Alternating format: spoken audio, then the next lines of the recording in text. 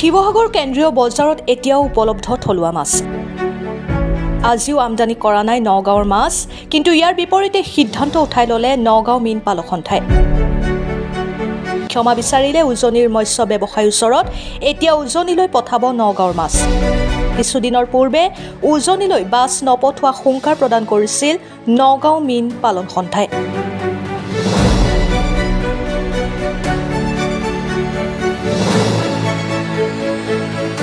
এটা কথা পুনৰ প্ৰমাণিত হ'ল যে অসমীয়া জাতিৰ স্বাভিমানী জাতি, অসমীয়া জাতিয়ে কোনো কাৰণতে কেতিয়াও কাৰো আগত তল কৰা নাই, সেইটো আজি পুনৰ প্ৰমাণ হ'ল।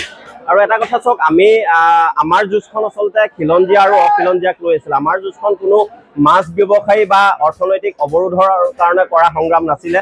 খিলঞ্জীয়াৰ স্বাৰ্থ ৰক্ষাৰ বাবে কৰা যুঁজখনক আচলতে কেইজনমান অখিলঞ্জীয়া নগাঁৱৰ মৎস্য ব্যৱসায়ী যি ধৰণৰ জেহাদ ঘোষণা কৰিছিলে, সেইটো সঁচাকৈ দুৰ্ভাগ্যজনক, সেইটো আমি বিচৰা নাছিলোঁ। কিন্তু উজনি অসমৰ বিভিন্ন দল সংগঠনৰ লগতে শিৱসাগৰৰ দল সংগঠনক যিহেতু প্ৰত্যাহ্বান হিচাপে তেখেতলোকে জনাইছিলে যে উজনিলৈ মাছ নপঠিয়া, বিশেষকৈ শিৱসাগৰ, যোৰহাট, ডিব্ৰুগড়লৈ মাছ নপঠিয়া। গতিকে সেই প্ৰত্যাহ্বান আমি শিৱসাগৰৰ দল সংগঠন লগতে শিৱসাগৰৰ ৰাইজে আচলতে তাক গ্ৰহণ কৰিছিলে। আৰু ইতিমধ্যে আপোনালোকে দেখিছে যোৱা 2টা দিনত শিৱসাগৰৰ মাছৰ বজাৰত আচলতে নগাঁৱৰ পৰা মাছ পঠিওৱা নাছিলে, তথাপিও কিন্তু আমাৰ লোকেল মাছেৰে আচলতে বজাৰ ভৰি আছিলে। গতিকে তেনে ক্ষেত্ৰত নগাঁৱৰ বিষাক্তযুক্ত মাছ ইয়ালৈ পঠিয়াই বা নপঠিয়াই তাত আমাৰ কোনো ধৰণৰ অসুবিধা নহয়। যিহেতু আমি অৰ্থনৈতিক অৱৰোধৰ ঘোষণা কৰা নাছিলোঁ, তেনে ক্ষেত্ৰত আমাৰ কোনোবাই মাছ পঠিয়ালেও অসুবিধা নহয়, নপঠিয়ালেও অসুবিধা নহয়। কিন্তু এটা কথা ঠিক যে বিষাক্ত মাছ খোৱাতকৈ আচলতে শিৱসাগৰলৈ বা উজনি অসমলৈ তেখেতলোকে মাছ নপঠিয়াটোৱে ভাল। আমি চৰকাৰলৈ এটা আহ্বান জনাব বিচাৰিছোঁ যে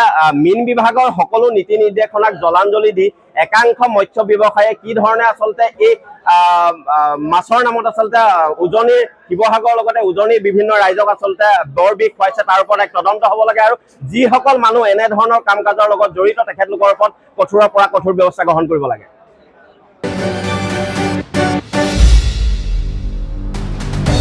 Bureau Report, Airtime News and Entertainment.